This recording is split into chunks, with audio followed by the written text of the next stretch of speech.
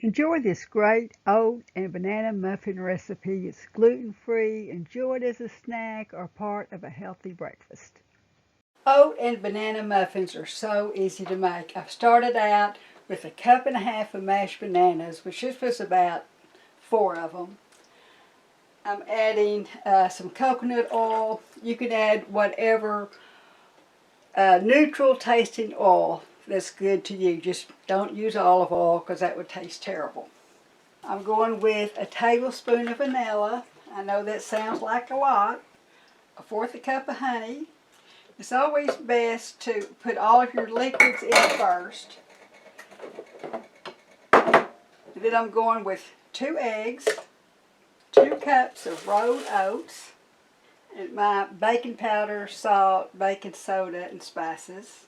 Now I'm just using cinnamon as my spice, but you can certainly use pumpkin pie spice, any type of spices you would like. And that's just as simple as just putting it on my Ninja blender and blending it for a minute or two till everything is well incorporated. After this has blended for a minute or two, I've poured it into another bowl, and I'm going to add 1 cup of cranberries. Now you could use blueberries, you could use whatever you want, but we really like the cranberries. And I'm just going to blend that in. I'm not trying to beat it, I'm just kind of folding it in.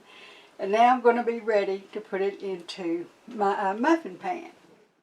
And I like to start out with 1/4 cup measuring cup to get them about the same. Now when I'm doing my muffins, I like to set them on another pan to make it easier taking them in and out of the oven. I've got the oven on 350 degrees and I'm going to cook them about 20 minutes. Now you want to leave them in the muffin tin for about 5 minutes, then turn out on a wire rack. Serve all warm or let cool completely before refrigerating or freezing. Now oats feed your nervous system. The Beta-Glucan fiber reduces cholesterol, regulating blood sugar, and keeps you full longer. The bananas add even more fiber, also regulating blood sugar. Now bananas contain important minerals and vitamins. Bananas have completely stopped my feet from cramping in the evening. Okay, now you can add some boiled eggs to keep it completely healthy, or serve with bacon and eggs instead of toast to make it a little more healthy. Thank you for joining me today. Now if you wish to see more of these videos, like and subscribe to our channel. Leave me comments in the comments section.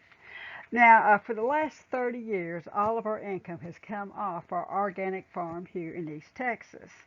We're 100 miles from Dallas, and our little community of 400 still considers chicken fried steak, mashed potatoes, and gravy a health food. And they just do not understand our lifestyle. They still laugh at what we are doing, especially since our main crop is wheatgrass, which they really have no idea what that is.